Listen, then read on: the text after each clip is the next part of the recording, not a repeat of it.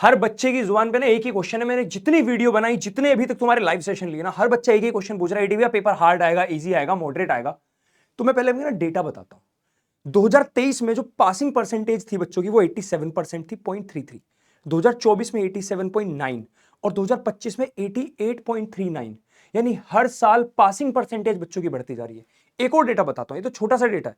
इसके बाद एक डेटा 2023 में जो पेपर आया था ना, वो मॉडरेट था पर लेंदी था। बड़ा पेपर था पर मॉडरेट था, ना इजी ना हार्ड। उस साल बच्चे 1,12,000 बच्चे ऐसे थे जिनके 90% से ज्यादा मार्क्स आए थे। समझ रहे हो? फिजिक्स में 90% से ज्यादा मार्क्स आए थे 2024 में। आज तक का फिजिक्स का सबसे हार्ड पेपर 2024 और शायद 17 या 18 में से कोई सा एक, मतलब इस लेवल का क्वेश्चन की जेई मेंस के लेवल के क्वेश्चन थे उसमें 2024 में। इस साल 1,16,145 बच्चे थे जिनके 90% से ज्यादा नंबर आए थे। तुम समझ रहे हो? जितना ज्यादा हार्ड पेपर, उतना ज्यादा सीबीएसई भी ध्यान रखता है कि बच्चों को ज्यादा डिप्रेशन ना आ जाए, बच्चे ज्यादा टेंशन ना ले लें। 2025 में पेपर मॉडरेट टू बैलेंस था। इस साल 1,11,544 बच्चों के 90% ज्यादा, पर पासिंग परसेंटेज हर साल बढ़ी है। अब मैं तुम्हें ये वीडियो क्यों बना रहा हूं? एक ही साथ सारी टेंशन खत्म करने के लिए। मुझे पता है तुम लोग बहुत ज्यादा टेंशन में हो। कोई तुम्हें डरा रहा है पेपर हार्ड आ जाएगा तो क्या करो? अरे नहीं करना। तुम्हें कुछ प्रॉब्लम्स को अवॉइड कर देना है। जैसे बोलते हैं ना कि ये सब भगवान के हाथ में छोड़ दो। जेन्युइनली बता रहा हूं। मैं एक क्वेश्चन देता हूं तुम्हें, उस 3 क्वेश्चन दूंगा, तीनों का क्वेश्चन का आंसर सेम है।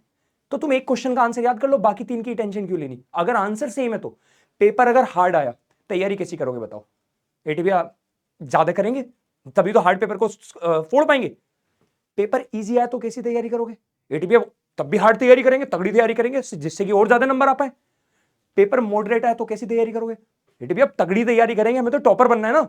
यही तो सब कुछ करोगे, हाँ ना बोलो?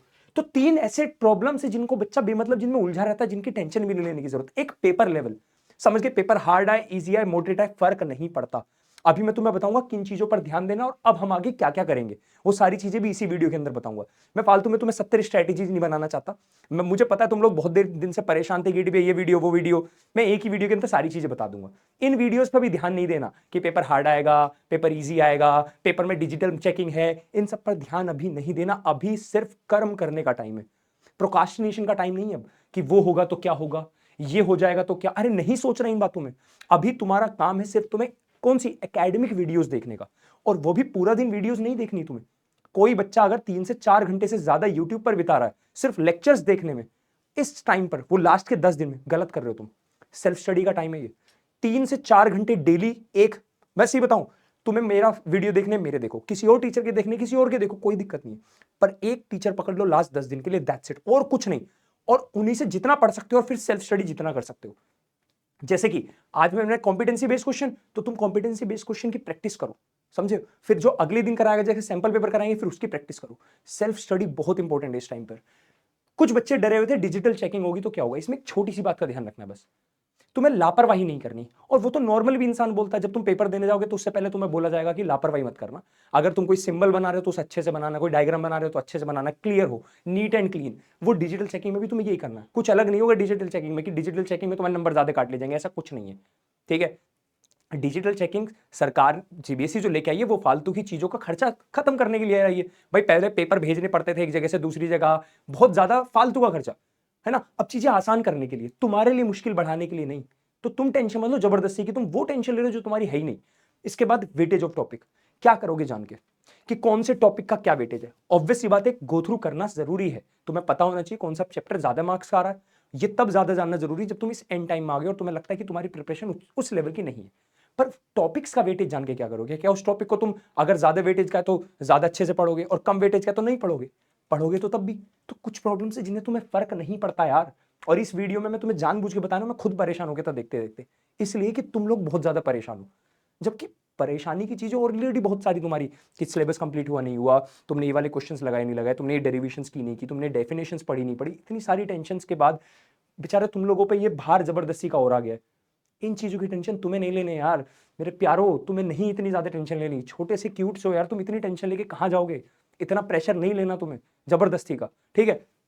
अब जरा एक चीज देखो, क्या टेंशन तुम्हें लेनी है, जो रियल टेंशन है वो तो ले लो भाई, पर इनमें भी मैं हूं ना हल करने के लिए।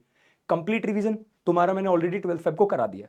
तुमने नहीं किया तो उसे देख लेना, 2.5 घंटे में पूरा रिवीजन कराया। उसका फायदा ये कि तुम न्यूमेरिकल्स आराम से कर पाओगे। डेरिवेशंस 11 तारीख को करा चुका हूं, ये कॉन्सेप्ट स्ट्रॉन्ग कराने के लिए होती है। कॉम्पिटेंसी बेस्ड क्वेश्चन 13 फरवरी, ठीक है। हाँ, थियोरेटिकल क्वेश्चन 16 फेब को कराऊंगा, तुमने जो बोले थे।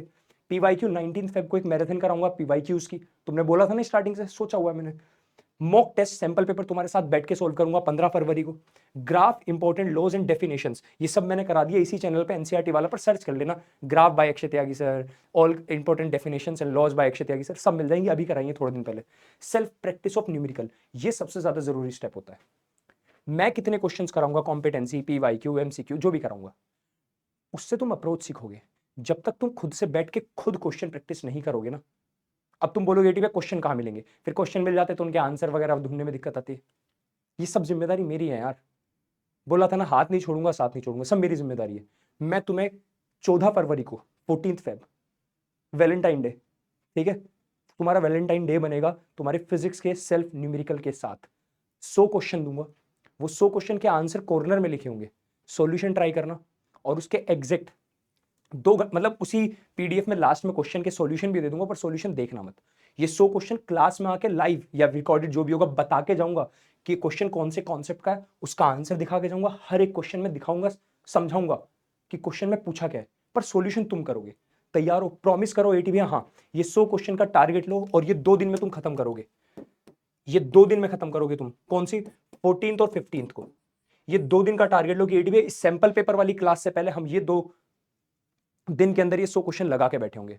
प्रॉमिस करो, अगर तुम ये सब कर लोगे ना जो मैं बता रहा हूं, तुम्हें और टेंशन लेने की जरूरत नहीं यार। जब सुनते हो ना पेपर हार्ड आया, वो पेपर हार्ड नहीं, पेपर कॉन्सेप्चुअल होता है। आजकल पता है ना कॉम्पिटेंसी बेस्ड क्वेश्चन बहुत ज्यादा आते हैं, इनका मतलब है कि पेपर कॉन्सेप्चुअल बहुत ज्यादा आता है। ठीक है, चलो मिलते हैं, लव यू ऑल।